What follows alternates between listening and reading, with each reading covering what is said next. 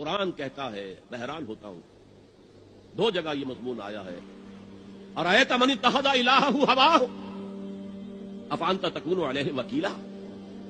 اے نبی، تم نے دیکھا اس شخص کو، اس کے حال پر غور کیا جس نے اپنی خواہش نفس کو اپنا الہ بنا لیا؟ اللہ اکبر، الہ، لا الہ الا اللہ، کلمہ توحید کا مرکزی لفظ یہاں آ رہا ہے، من اتخذ الہہ ہواہ، جس نے اپنی خواہش نفس کو اپنا معبود بنا لیا، الہ بنا لیا۔ افانت تکون علیہ وکیلا، کیا آپ ایسے شخص کی کوئی ذمہ داری لے سکتے ہیں؟ سود حرام ہوا کرے جی، حرام حرام، ہمارا دھندا جو ہے وہ آگے بڑھ نہیں سکتا، تو اللہ کے حکم کو پیچھے ڈالا، نفس کے تقاضے کو آگے رکھا۔ کون معبود ہے آپ؟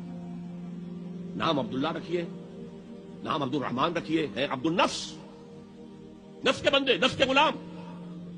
یہ میں نے یوں سمجھیے کہ جیسے میں نے ہجرت اور جہاد کی ڈیفینیشنز کی تھی،